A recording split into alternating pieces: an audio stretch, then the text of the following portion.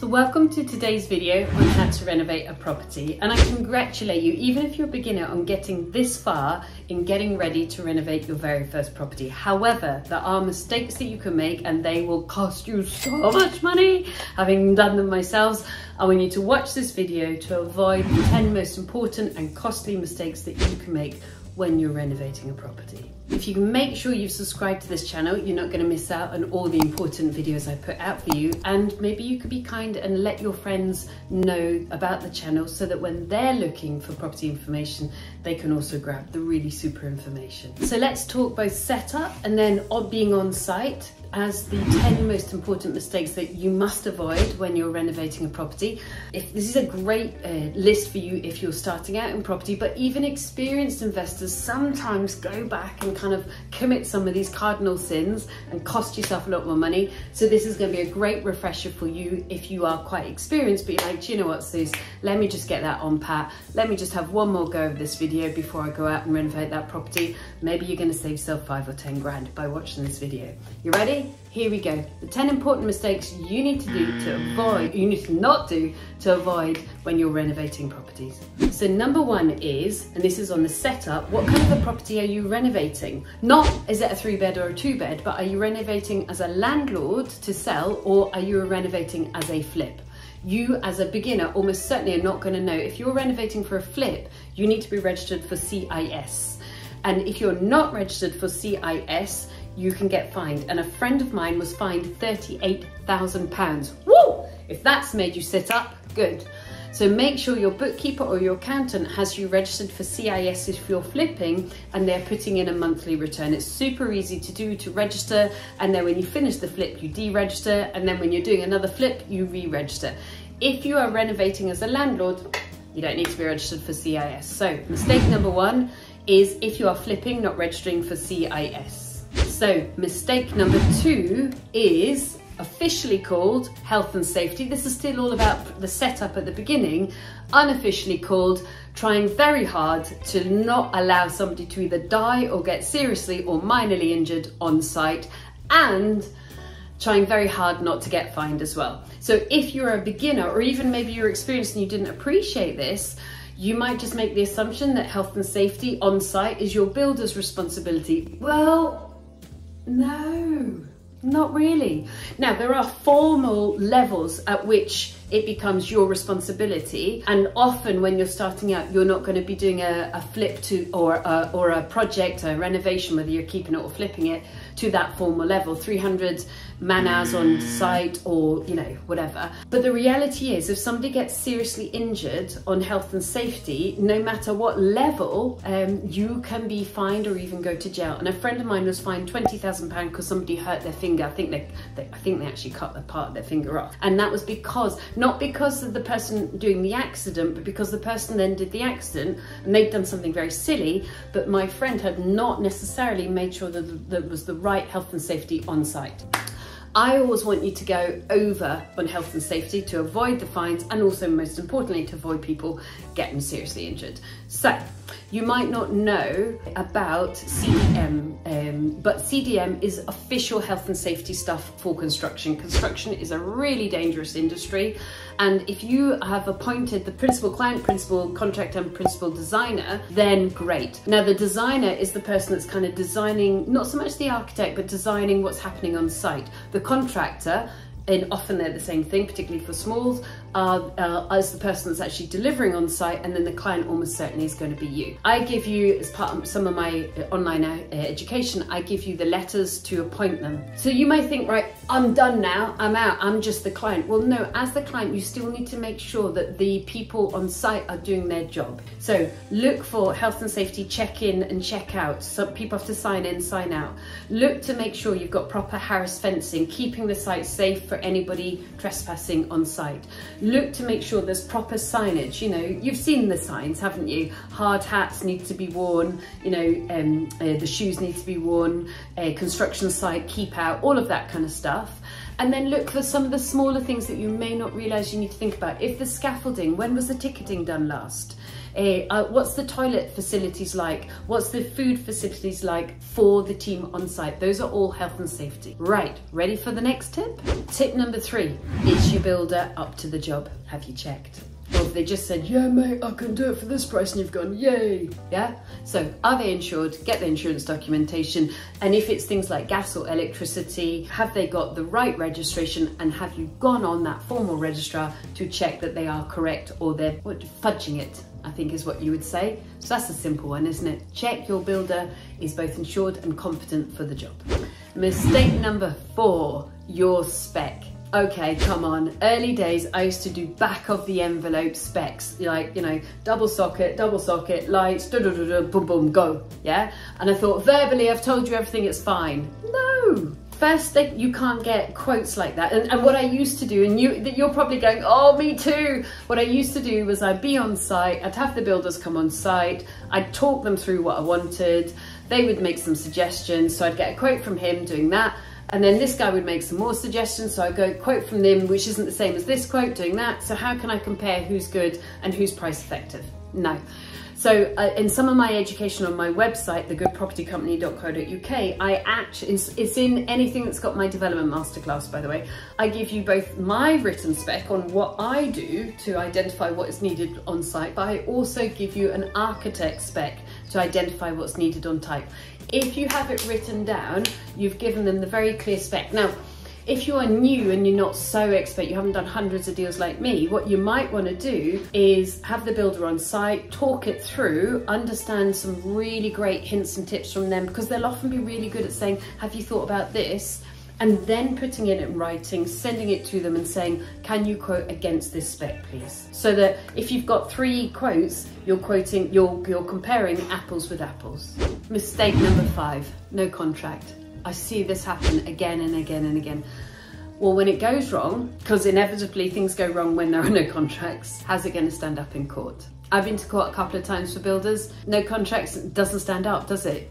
Contracts, it stands up. So I want you to use the Minor Works JCB contract. You download it from JCB. It's like, I don't know, 40 quid or something. Really good contract for both you and the builder. And the plus is you have to talk through all the milestones of that contract. So you can actually sit down together and work through the contract. You don't need to go, boom, here's my contract. People are really tempted on projects costing 25 grand and under to not have a contract. No, always have a contract. Mistake number 6 is paying money up front or paying money that's not tied to delivery. And I have done this myself.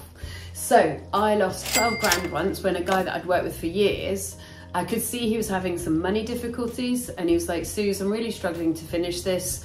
I need 12 grand up front to finish it. I knew it was a risk, my own fault. I talked with my bookkeeper and I said, well, we're better the devil we know than somebody we don't know. I paid him the 12 grand, even though he still had to complete the work just to help his cash flow. And the next day he texted me from Spain. I'd done over 200 deals by that point. I really should have known better, but I was taking the devil I knew, I trusted him, and the trust was misplaced. The little went to Spain with my money. The other thing, you want to be paying milestone, you know, milestone 1 you get paid, milestone 2 you get paid, milestone 3 you get paid. And the last milestone is obviously snagging. You always retain 10% for snagging. And I've seen builders get really quite heavy at that point and go, I need to be paid. And you're like, okay, but you finished, I've now gone in, I've gotten your, there's always going to be something they've missed. It's just, you know, don't worry about it, don't get upset, it's just normal.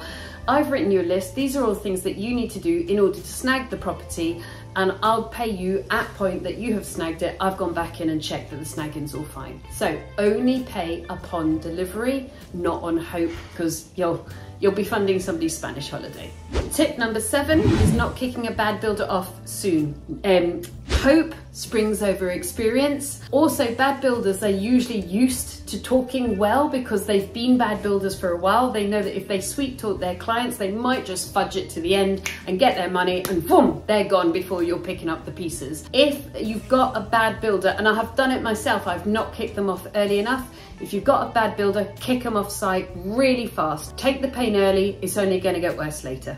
And that brings us smoothly on to point 8, which is not being at point of choice. And this this is to do with people's comfort zones. They're like, okay, I've got a great builder. Why do I need to find another one? Because eventually that relationship is going to stop. They're going to get too expensive. They're going to make mistakes. You're going to go past their competency level. You're going to need more of them. If you are at point of choice, you've always got a bunch of builders that you've recruited, you've talked to, you've checked them out for their insurance. Kicking off the bad builder is quite easy because you've got another builder coming in. Growing your portfolio and expanding and scaling up is quite easy because you've got builders already. You're not scrabbling around at the last minute. So always be at point of choice and have more builders that you've checked out ready to work with. Mistake number 9. So far I've kind of talked about, I suppose, the mistake being on their side, or you'll need to check them out to verify them. Let's talk about the mistake that is 100% on your side, and that is you changing your mind, you expanding the scope, broadening out the project, halfway through a build saying, I've changed my mind, I'd like to.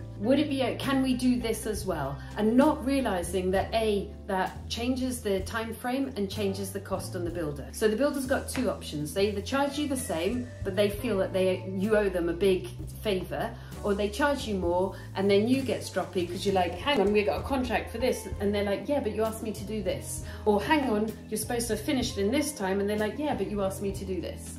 So do not change your mind unless it's a kind of life or death scenario. Once it's on site, do all your thinking and all your project scope in advance, all right, guys? And then the final tip number 10 is, and I'm going to say this, day rate, day rate, day rate, day rate. What are you doing? What are you doing paying day rate? Day rate is when you pay somebody a day rate for the work, right? So what have you just done? You've set up a real problem with the agenda. Their agenda is to have as many days as possible from you. Your agenda is to get the job done fast under a price. You've not set up, you're working in the same direction. They're on day rate, you're on, hang on, I want this fast and I want it as cheap as possible. Do not do day rate. Do fixed price contract with everything included. No day rate. Day rate is for handymen. Day rate is not for builders. All right, guys, that's like so important. Tip number 11 is certification. Mistakes. Building regs, completion certificates are super important. You won't get mortgages without them, you won't be able to sell without them, and technically at times you won't be able to inhabit the house without them. So number 1 is the mistake on not insisting that the building regs certificate is to be delivered as part of the contract. They literally are not fulfilling their contract if they haven't delivered the certificate. And number 2 is listening to the excuses and paying them despite the fact that they haven't delivered the certificate. And the excuses I've heard are, it's in the post, I've applied for it, it's not arrived, it'll be sent to the property, so you'll need to go out and pick it. And I'm like, okay, that's great. Well, I'll wait for you to deliver me the certificate before I can pay you that part, because it's part of our contract. Gotta make sure your certification is delivered, so make it their responsibility, hinged and tied to payment. Funnily enough, those certificates will come through nice and easy, won't they?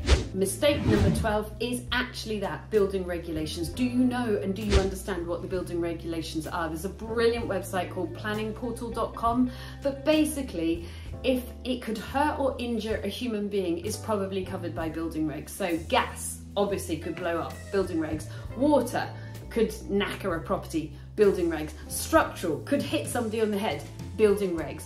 Understand what is roofs, 50% and above of the roof, building regs. Your builders either may not know or may not choose to know, right? And if you have done a project that needed building regs but you didn't get building regs, whose responsibility is it? Yours. Your builders aren't going to be picking up. It's you that'll have to do the retrospective building regs, undo the work, and then prove to the building officer. You're not going to have good fun doing it. So make sure you understand what the building regs are and put that in as part of the project, and don't rely on your builder to tell you. All right, guys? And 13th is, again, building regs, but this one is about, even though you've put it in the contract, it is part of your builder's contract and it is their responsibility to deliver building regs, they still don't like it. So every time the building regs officer, whether you're using a council or a commercial one, is coming to site, you make sure you're on site. And building regs, guys, are actually really easy to work with, and they're really helpful usually at finding solutions to any building problems. I find them really good people to work with. So you've understood what it is the builder needs to do, how the builder and the building regs officer have agreed that they're going to do it, and then you've also understood what needs to be delivered, photographs or a second visit, for them to sign off that part before that work can be covered up, and then you move on to the next project, the next part of the project. Make sure you are on site to meet the building regs officer, even if it's your builder's responsibility to give you building regs. You do not want to turn around at the end and go building regs and like, oh, I thought that was you. No, it was you. So just avoid the problem by being on site. Final tip. Tip number 14, enjoy it. I love renovating properties, you will too, but you'll enjoy it all the more for having taken heed of this video. So good luck. Good luck to you. Hope you enjoyed that vid. There is a 101 lessons pack if you haven't downloaded it already, 102 pages, I don't stint. If you just click on the link over there, you can download it now.